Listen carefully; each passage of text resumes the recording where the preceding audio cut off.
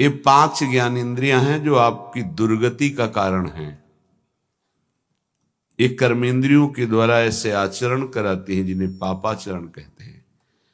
एक है रसेंद्री, कितना भी इस दुष्ट को भोग दे दो ये कभी तृप्त ही नहीं होती। ये खाना है, ये पीना है, ये पाना है, बार बार। रसेंद्री ये चंचल बने। नेत्रेंद्री ये देखना है। उपासक ये नहीं समझ पा रहा कि ये इंद्रियां हमें ठग रही हैं। वो समझ रहा है इनमें सुख है, मेरे जीवन का लक्ष्य क्या है वो ये नहीं समझ पा रहा। सुख कहाँ है ये नहीं समझ पा रहा। घ्राणेन्द्री को वो सुगंध की तरफ खींच रही, श्रवणेन्द्री मनमानी बातें सुनने के लिए खींच रही, त्वगेन्द्री स्पर्श काम सुख के लिए तड़प रही।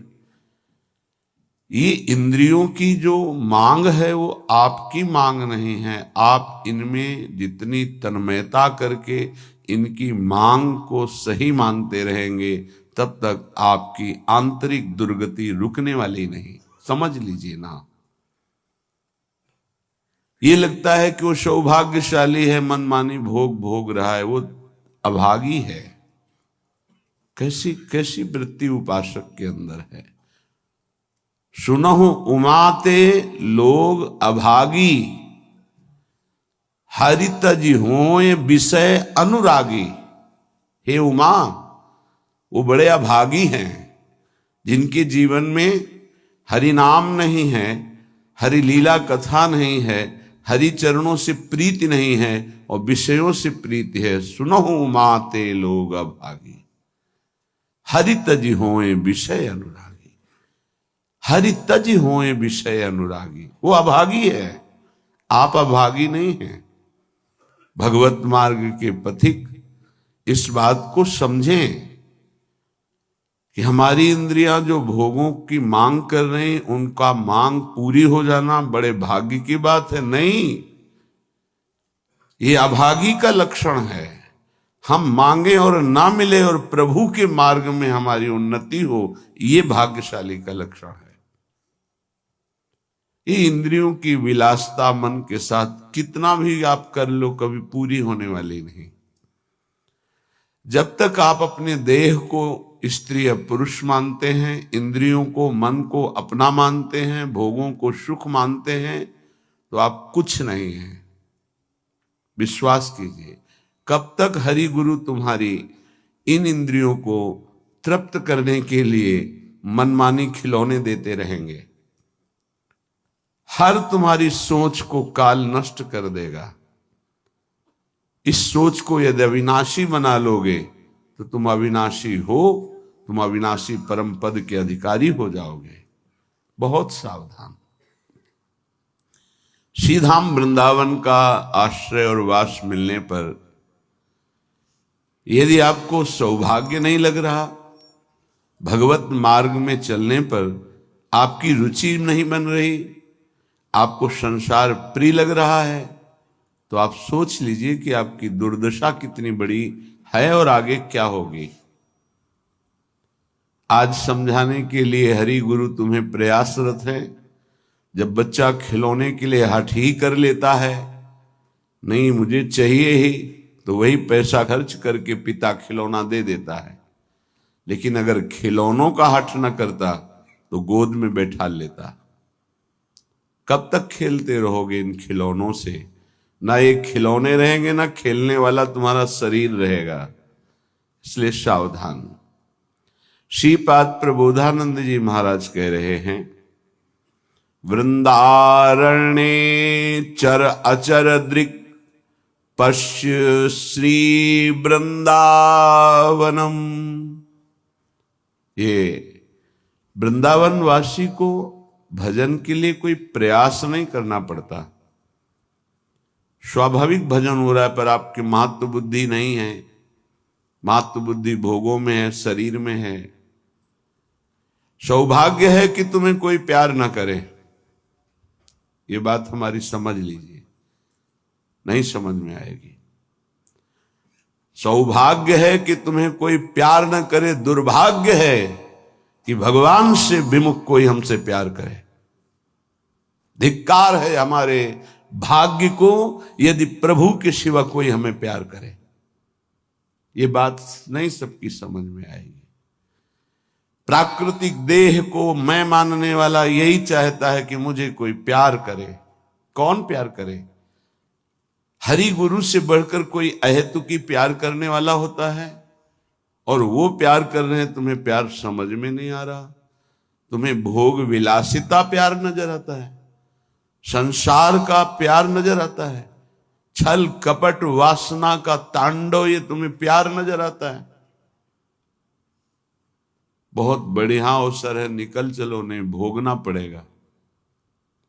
आगे ऐसा अवसर आएगा जीवन में जो तुम्हें ऐसे गर्त में गिराएगा जहां से कोई निकालने वाला नहीं होगा। हृदय की बात कह रहा हूं। आज हाथ जोड़ के प्यार से, शासन से, हर तरह से आपको भगवान प्रेरित करके निकाल रहे हैं। इस दलदल से निकल चलो। आपको अगर दलदल ही प्रिय है प्रपंच का, तो देख लेना, एक समय आएगा कोई समझाने वाला नहीं होगा और तुम्हारी समझ नहीं होगी और तुम्हारा जीवन बहुत दूर प्रभु से होगा। विश्वास करो हमारी बात को। अभी अवसर है, निकल चलो। अभी तुम्हें हरि गुरु की बातें अच्छी नहीं लगती, अभी तुम्हें हरि गुरु का प्यार नहीं समझ में आ रहा, तुम्हें ऐसा लगता है कोई हमारे शरीर का प्यार करे तो वो हमारा प्यारा, इंद्रियों का दुलार करे सो हमारा प्यारा, हमारे मन के अनुकूल चलने वाला मिले, तो सच्ची मानिए सारी बातें हरि से पूर्ण होती है। अगर कोई तुम्हें प्यार करता है, यहां तो नाटक करता है प्यार का, वो तुम्हारा शोषण करना चाहता है इसलिए प्यार करता है। कौन ऐसा हृदय वाला है जो अपने को न्यौछावर करके तुम्हें प्यार करे? वो केवल हरि, और हरि गुणगान में मस्त भगवत अनुरागी, दूसरा नहीं। तुम तुम्हार सेवक असुरारी, स्वार्थ रहित जग जुग उपकारी। ये समझ में नहीं आता। प्यार का मतलब समझा जाता है वासनाओं का खेल हो तो प्यार, मनोरंजन हो तो प्यार, हरे मन का भंजन करके, वासना का नाश करके उपासना में प्रतिष्ठित हो जाना, इसे प्यार कहते हैं। जो अविनाशी प्रकृति से भोग कर सुखी होना चाहता है, कभी नहीं हो सकता है। शब्द याद कर लो। खाते खाते दांत टूट जाएंगे, देखते देखते आंख फूट जाएगी, शरीर नष्ट हो जाएगा, पर वासनाएं ज्यों की त्यों रहेंगी और बढ़ती चली जाएंगी। ये जो जलन होती है, यही भस्म करती वासनाओं को। सच्चे उपासना के मार्ग में चलने वाले जलन की परवाह नहीं करते, कष्ट की परवाह नहीं करते, वही उस परम पद के अधिकारी होते हैं। कल एक ने प्रश्न किया कि ऐसा कोई मार्ग बताइए जिसमें कोई कष्ट न हो, भगवत प्राप्ति हो जाए। घर बैठ जाओ। ऐसा सृष्टि में लौकिक मार्ग नहीं है तो अलौकिक मार्ग की क्या बात। अगर आपको 500 रुपए चाहिए तो लेबरी करनी पड़ेगी, 8 घंटे मजदूर बनना पड़ेगा और ठेकेदार की बातें सुननी पड़ेगी। कोई भी कार्य करो आप, क्या सहज है, क्या सुखपूर्वक है, लेकिन आप लक्ष्य जब धन रखते हैं तो बड़े से बड़े कष्ट और कटु वचन को सहते हैं। आप जब दुख से निकलने के लिए लक्ष्य बना लिया भगवत प्राप्ति, तो फिर ये मनोरंजन कैसा, यही समझ में नहीं आता। एक आदमी प्यासा होता है, पानी पिला दे, कभी अगर वो दोबारा दिखाई देता है तो नेत्र नम हो जाते हैं कि एक दिन की प्यास इसने बुझाई थी। जन्म जन्म की प्यास बुझाने के लिए नाम मिला, मंत्र मिला, उपासना मिली, उसका कोई महत्व नहीं। ये तुम्हें प्यार नहीं नजर आ रहा। जो कभी संभाषण नहीं करते थे, देखते नहीं थे, वे तुम्हें अंतर और बाहर दोनों से देख रहे, तुमसे संभाषण कर रहे हैं, ये तुम्हें प्यार नहीं समझ में आ रहा। हमारी तो यही समझ में नहीं आ रहा कि उपासक का लक्ष्य क्या है। अगर लक्ष्य नहीं है तो तुम्हें कोई भी बदल नहीं सकता, और लक्ष्य है तो तुम्हें कोई बदल नहीं सकता। दोनों बातें समझ लो। लक्ष्य नहीं है तो तुम्हें परमार्थी कोई नहीं बना सकता, और लक्ष्य है तो तुमको कोई स्वार्थी नहीं बना सकता। चाहे जितना कुसंग हो जाए, तुम्हारा परिवर्तन नहीं हो सकता, क्योंकि तुम्हारा लक्ष्य है हरि गुरु को प्राप्त करना। उपासक समझें, एक एक कदम तुमको प्यार मिलता चला जा रहा है। जानते हो, केवल पेट भरने के लिए, शरीर में वस्त्र पहनने के लिए और वास के लिए पूरा जीवन मेहनत करते हैं लोग, तब वो प्राप्त होता है। तुम्हें आदर के साथ ये सब बिना किसी प्रयास के मिल रहा है। किस लिए? तुम भगवान के हो, प्रियालाल के हो। इस बात की तुम्हें इज्जत रखनी है कि तुम प्रभु के दास हो, उसी की सब सुविधा है। अगर दासत्व विषयों का रखोगे तो छल कर रहे हो हमारे प्रभु के साथ। ये छल तुम्हारे हृदय को ताप पहुंचा देगा, ऐसा ताप जो कहीं शांति नहीं मिलेगी। समझ में नहीं आता। मेरे प्रभु उतरते चले जाते हैं, झुकते चले जाते हैं आपको उठाने के लिए। आप ऐठते चले जाते हैं कि आप कुछ हैं, भोगना पड़ेगा आपको आगे। शब्द याद कर लीजिए, आगे आपको प्रतिकूलता ऐसे घेरेगी कि फिर कोई बचाने वाला दिखाई नहीं देगा, वो आप क्लेशित होंगे। इसलिए सावधान हो जाइए, परिस्थिति को सहना सीखिए। सहत सहत बाढ़े भगति गृह तन गुरुहित गार। जो सहनशील है वही महात्मा होता है, जो सहनशील है वही प्रेम रस का अधिकारी बनता है, जो सहनशील है वही प्रियाजू का कृपा पात्र बनता है। प्रियाजू कृपा पे कृपा करती चली जा रही, संसार समुद्र से निकाल करके अपने महल में रखकर अद्भुत सुख दे रही। यहां जानते हो भजन का स्वरूप क्या है? रहना ही भजन हो जाता है। पर रह कहां पा रहे हो? यहां तन यहां रह रहा है, मन विषयों में, मन नाना प्रकार की कामनाओं की पूर्ति में। क्या वृंदावन वास हो रहा है? ये वनवास है। वृंदारण्ये चर अचर दृक् पश्य वृंदावन श्री। जिह्वे वृंदावन गुणगान कीर्त श्रोत्र गृह्यान। वृंदाटव्या भज परिमल घ्राण गात्र त्वमस्मिन्। वृंदारण्ये लुठत पुलकितम कृष्णो केलिस्थलीषु। यह है भजन वृंदावन का। बोले नेत्रों से तुम यहां वृंदावन वासी जो खगमृग पशु पंछी मनुष्य हैं, इनको भाव से देखो। ये सब भजनानंदी महापुरुष हैं। ये भजन के प्रताप से यहां कोई सूकर बना हुआ है, कोई कुकर बना हुआ है, कोई पशु पक्षी बना हुआ है, कोई मनुष्य बना, कोई लता, कोई वृक्ष। ये जहां जो कुछ दिखाई दे रहा है, चर अचर दृक् पश्य वृंदावन श्री। ये वृंदावन की अद्भुत श्री वैभव शोभा भगवत स्वरूप है। यहाँ के कुत्ते का भी दर्शन कर रहे हो तो एक बहुत बड़े महात्मा का दर्शन करने से जो फल मिलता है वो मिलेगा, ध्यान रखना। हरिराम व्यास जी आचार्य हैं रस के, वो कह रहे हैं हो मन वृंदावन को श्वान। श्वान माने कुत्ता। यहाँ का कुत्ता कोई साधारण श्वान नहीं है, वो कोई परमहंस महापुरुष है जो प्रियाजू की स्केली कुंज में श्वान रूप धारण किए हुए रज का सेवन कर रहा है। आप क्या समझते हैं? मनुष्य शरीर से भी महान सौभाग्यशाली वो है। क्यों? तुम तो गद्दे पे सोते होगे, वो रज पे सोता है। तुम रज के बने हुए पात्र में विरक्त होकर पाते हो कि नहीं, श्री भगवान जाने। लेकिन उसको भोजन ही रज में मिलता है और रजयुक्त भोजन पाता है। उच्छिष्ट संतों का मिलता है तुम्हें कि नहीं, लेकिन उसको जरूर मिलता है, क्योंकि प्राय उच्छिष्ट ही डालते हैं। संतों का भंडारा हुआ, दोना पत्तल बाहर फेंक दिए गए, एक एक पत्तल को चाट चाट कर साफ संतों की जूठन पा रहा है। कौन है? महाभागवत है वो। यहां के चर अचर को भाव से देखने की कोशिश कीजिए। पशु पक्षी लता वृक्ष मनुष्य, ये सब भगवत स्वरूप है। भजन हो रहा है यहाँ का, आप अगर भाव से दर्शन कर रहे हैं, भजन हो रहा है। अगर भाव का अभाव है तो आपको गलत दर्शन होने लगेगा। ईर्ष्या द्वेष वाली बातें, दोष गुण वाली बातें, माया जनित बातें आपको दिखाई देने लगेंगी। ऐसा यहाँ का भजनानंदी उपासक नहीं देखता, वो भाव से देखता है। खग मृग पशु पंछी जे या बन के चरण शरण रख ली जाए, ये सब भगवत स्वरूप है। सच्ची मानिए, सब भगवत स्वरूप है।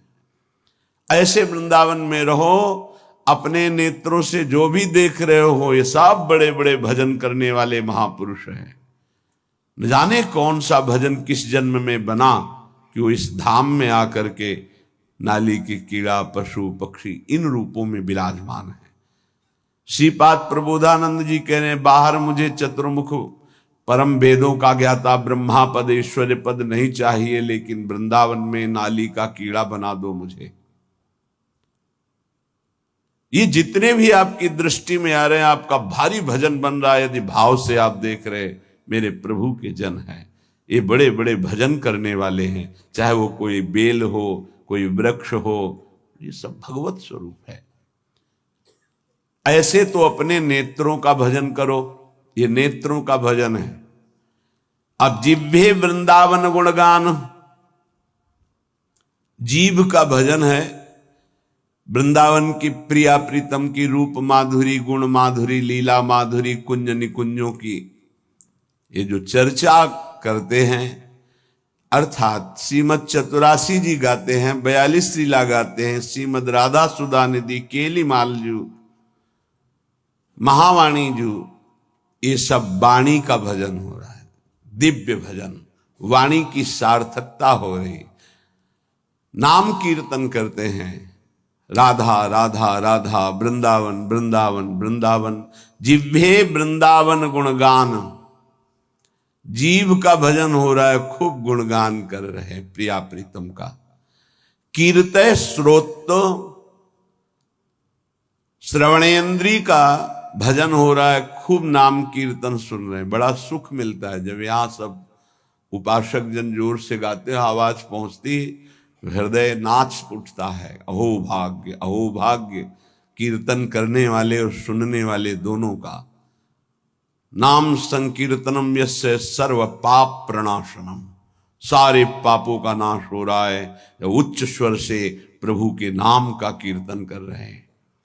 कीर्तन श्रोत्र, श्रवणेन्द्री से सुनने मात्र से प्रिया प्रीतम का प्रेम प्राप्त, ये बड़ी सामर्थ्य है कीर्तन में। गुण कीर्तन में जो पद गायन होता है, श्रवण सुनत प्रापक रति राधा पद अम्बुज सुकुमार। आप बैठे हैं यहाँ सभा में और गुण कीर्तन हो रहा तो कृपा की वर्षा हो रही, आप भींज जाओगे।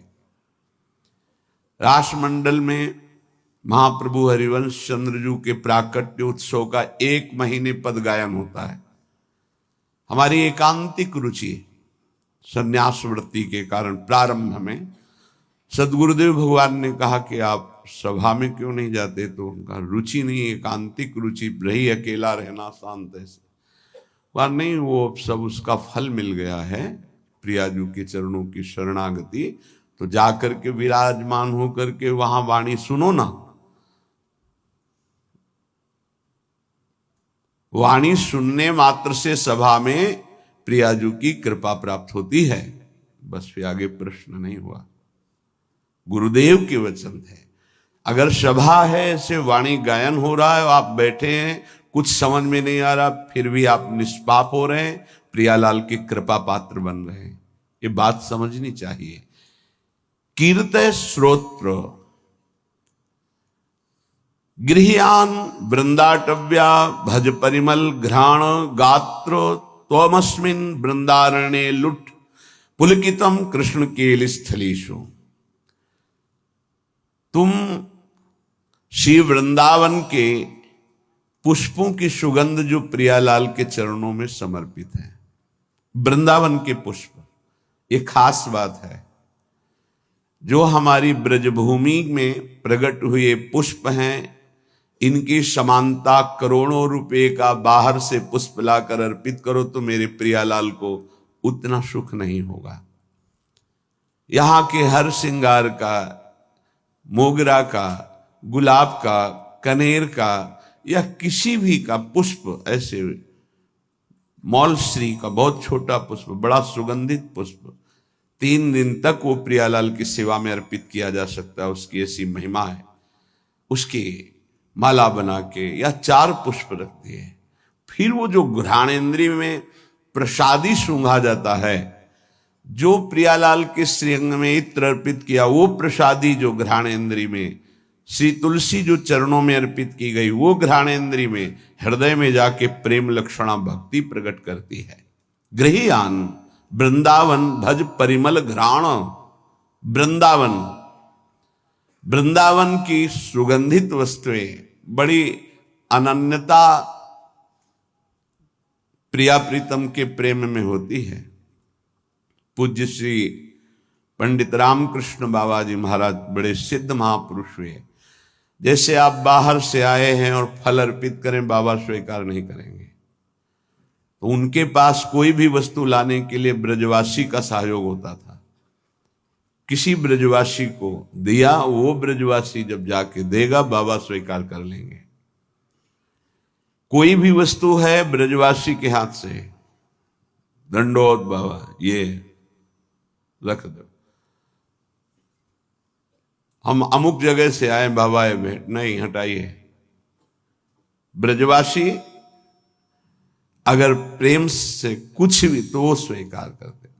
एक बहुत धनी मानी आए बाबा की सेवा करनी, बोले बात भी नहीं करना जाके। बहुत वो दैन्य हुए तो बोले अगर सेवा करनी है तो जो अनुगामी शिष्य जन थे उन्होंने कहा कि इन घरों में ब्रजवासियों के बाबा माधुकरी लेने आते हैं, इन घरों में सेवा कर दो, वो बाबा को जब देंगे तो वो स्वीकार कर लेंगे। ये थोड़ी सी वृंदावन की निष्ठा रहनी जिससे हम उस रस को प्राप्त होते हैं। गात्र तमस्मिन वृंदारण्य लुंठ।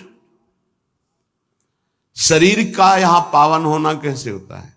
बोले वृंदावन की रज में लोट गया ये लुंठ। तो पुलकितम कृष्ण केलिस्थलेषु, श्रृंगार रस श्री श्यामा श्याम की इस केली भूमि में जो लोट गया, 84 के चक्र से मुक्त हो गया।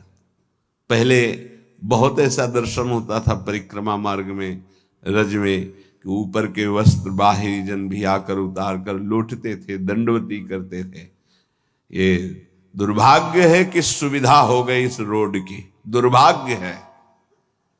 नहीं, जो रज में परिक्रमा करने में, दर्शन में, लौटने में सुख था वो इस रोड से थोड़ी है। पर कलयुग भगवान की लीला ऐसी है कि इतना आधुनिकता बढ़ती जा रही है कि रज रानी को प्राप्त करना दुर्लभ हो गया। अगर रज रानी ले तो वृंदावन की परिक्रमा में कहां से ले? परिक्रमा तो रोड में अब हो रही है, और रोड में रज रानी कहां मिलेंगे?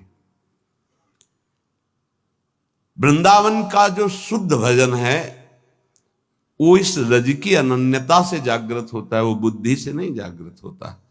जो रजोपसेवी जन है उनके हृदय में जुगल जोरी का भाव जागृत होता है।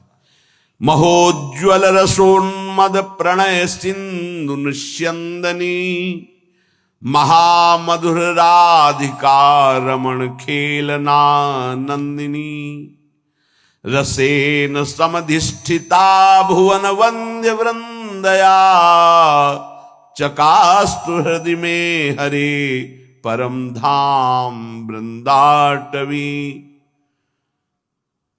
उन्माद रस प्रकट करने वाली ये भूमि वृंदावन है। जो ऐसे यहां रहता है एक एक इंद्री को प्रियालाल में लगा के, महोज्वल रसोन्मद प्रणय सिंधु निस्यंदिनी, महाउज्ज्वल परम निष्काम प्रेम रस का प्रादुर्भाव होता है जो उन्माद प्रकट कर देता है। श्री किशोरी जू के सहित रमण जू महाराज अर्थात राधा रमण जू महाराज अपनी विविध प्रेममयी क्रीड़ाओं के द्वारा उसके हृदय को अद्भुत आनंद प्रदान करते हैं, जो ऐसी रहनी से रहता है त्रिभुवन वंदनीय हो जाता है। जो वृंदावन वासी है, ध्यान दीजिए, त्रिभुवन वंदनीय हो जाता है। कहते हैं कि आप नाम जप करो तो आपकी जिह्वा का रोग ठीक हो जाएगा। हर इंद्री समय बीमार है हमारी। नेत्र इंद्री गलत देखना चाहती, श्रवण इंद्री प्रपंच सुनना चाहती, वाक इंद्री प्रपंच की बातें करना चाहती, रसेंद्री सांसारिक भोग भोगना चाहती, जनेन्द्री हर इंद्री अपवित्र हो गई है। इसको इस रहनी से पावन करो। प्रियालाल को अर्पित किए हुए उच्छिष्ट का सेवन करो, प्रसाद का। नाम वाणी का गुणगान करो, नाम वाणी को सुनो, वृंदावन की रज शरीर में लगी रहे तो महाउज्ज्वल प्रेम रस इसी से प्रकट होता है। वो त्रिभुवन वंदनीय हो जाता है। वो राधा रमण जी की महामधुर लीलाओं का रसास्वादन करता है। ऐसे परमानंद में समधिष्ठित परम धाम श्री वृंदावन हमें स्वीकार करे, अर्थात हमें आश्रय और वास देकर रहनी प्रदान करे। ऐसी रहनी से हम रहें। जन्मनि जन्मनि वृंदावन भुवि वृंदार केंद्र वंद्यायाम अपितृण गुल्मक भावे भवतु ममाशा समुल्लसाम। अब तो मेरी एक ही आकांक्षा है। श्रीपाद प्रबोधानंद जी महाराज कहते हैं, जन्मनि जन्मनि वृंदावन भुवि वृंदार केंद्र वंद्यायाम। मैं इस वृंदावन भूमि को प्रणाम करके एक वरदान मांगता हूं कि मैं कभी मुक्त ना हो, बार बार मेरा जन्म हो इसी श्रीधाम वृंदावन में। मनुष्य शरीर के लिए नहीं कहते। अपितृण गुल्मक भावे भवतु ममाशा समुल्लासम। मुझे यहां का तृण बना दिया जाए, गुल्म बना दिया जाए, वृक्ष बना दिया जाए, क्योंकि मनुष्य बनना तो बड़ी दुर्लभ बात है। मुझे बार बार वृंदावन में जन्म मिले, चाहे घास बना दिया जाए, चाहे जो भी, पर मिले वृंदावन में। क्या पाया वृंदावन से कि कह रहे हैं मुझे मुक्त नहीं होना, मुझे बार बार जन्म मिले पर वृंदावन धाम में जन्म मिले। उपासक, इस कृपा को देखो कि जो बड़े बड़े महापुरुष यहाँ की गुल्मलता औषधि वृक्ष पशु पक्षी बनना चाहते हैं, तुम्हें मानव देह में वृंदावन मिला है। क्या तुम्हें प्रियाजू की कृपा नहीं दिखाई दे रही? क्या तुम इस बात को नहीं समझ पा रहे कि तुम्हारे ऊपर कितनी कृपा है? क्या तुमको इन विषयों में आसक्त पुरुषों पर कृपा नजर आ रही कि सौभाग्यशाली है, इनके पास गाड़ी है, इनके पास भोग सामग्री है, ये सौभाग्यशाली हैं? तुम्हें ऐसा लग रहा है? जरूर तुम्हारी बुद्धि दूषित हो गई है। सौभाग्यशाली वो है जिनका संबंध प्रियालाल से है, चाहे वो गृहस्थ हो चाहे वो विरक्त हो। सौभाग्यशाली वो है जिनका लक्ष्य बन गया है भजन करना, नित्य निरंतर अपने इष्ट के चिंतन में रहना। कैसा दुर्भाग्य है कि हम अपने प्यारे को छोड़कर संसार की कोई वस्तु व्यक्ति स्थान का प्यार चाहते हैं। कैसे धिक्कार है बुद्धि को, कैसे समझाएं? अरे बहुत थोड़ा समय है, अभी तो तुम इंद्रियों के भोग विलासिता की चाह कर रहे हो। अभी भयंकर रोग कोई प्रकट होने वाला है, तुम नहीं समझते हो। फिर क्या करोगे? फिर रोग निवृत्ति के लिए रोगे। कर्म कभी डंडा लेके किसी को नहीं मारता, ध्यान रखना। कर्म घटना बनता है, कर्म परिस्थिति बनता है, कर्म भयानक रोग बनता है, कर्म बुद्धि को भ्रष्ट करता है, कर्म डिप्रेशन बनता है, कर्म नाना प्रकार की कुचिंताएं ये बनता है। आप समझो, बुरी दशा आने के पहले बुद्धि बदली जाती है, बुद्धि को भ्रष्ट किया जाता है, बुद्धि को गिराया जाता है। गुरु कृपा पात्र, हरि कृपा पात्र, और बुद्धि को छोड़ दे विषयों की तरफ, ये तो बहुत बड़ी हानि का विषय है। सावधान, इस जन्म को मत बर्बाद करो, बहुत कृपा हो गई। कुछ देखी देखा बाबा जी बन जाता है, देखी देखा है। इसका बाढ़ा जोग, छीजी काया बाढ़ा रोग, सधुवई भाषा। एक ने देखा बाबा जी को तो बड़ा सुख है, उनको क्या पता सच्चे मार्ग के पथिक को जितनी मेहनत है विश्व में कोई इसी को इतनी मेहनत है ही नहीं। सच्चाई से समझ लीजिए, कम से कम 5 बजे तक तो सोते ही हैं लोग, वैसे तो 9-10 भी बज जाते हैं। तुम मेहनत करते हो, क्या मेहनत करते हो तुम? बाहरी शरीर की, और रात रात भर जग करके, दिन दिन भर जग कर अपने मन को मारकर चिदानंद तत्व में लगा रहे। अरे जिस अनंत ब्रह्मांडों के स्वामी को सोचने की भी तुम्हारी सामर्थ्य नहीं कि वो है, वो निरंतर उनके प्यार और दुलार में अपने आप की हर इच्छाओं को भस्म करके, हर परिस्थिति को सह करके आगे बढ़ रहे हैं। तुम्हें क्या पता? किसी भोग को लक्ष्य रख करके संत वेश होना या परमार्थ में चलना, किसी सुविधा को लेकर या किसी पद को लेकर, पक्का समझ लीजिए आपका हृदय जलेगा, आपका शरीर दुखी हो जाएगा, पक्का। यदि लक्ष्य है कि हर कष्ट सहकर श्यामा श्याम की प्राप्ति करेंगे, तो पक्का समझ लीजिए आपका हृदय शीतल हो जाएगा और आपको कोई भी विपत्ति, कष्ट, रोग स्पर्श नहीं कर पाएगा। आएगा, स्पर्श नहीं कर पाएगा। दुख देना तो अलग की बात रही। तो समझो, ये हिसकी हिसका वाला बाबा जी का भाव नहीं होता कि सामने बगल वाला बाबा जी बन गया तो अब हम भी संत वेश पहनेंगे। जैसे नहीं बच्चे में होता कि वो पैंट शर्ट बनवाया, हमको ऐसी ही चाहिए। ऐसे मत बनो, ये मार्ग ऐसा नहीं है। पूरे जीवन जला जाता है, जला जाता है, केवल कष्ट सहा जाता है। ये तो बाद का परिणाम आप देख रहे हो। पूरे जीवन कष्ट सहा जाता है, अपमान सहा जाता है। कैसे चल पाओगे इस परमार्थ पथ पे? इसमें चलने के पहले मरा जाता है, तब चला जाता है। आप जिंदा चलना चाहते हो, जैसे मरे पुरुष की कोई कामना नहीं होती, प्रणाम करो चाहे आप गाली दो, ऐसे जीते जी तुम्हें स्थिति बनानी पड़ेगी।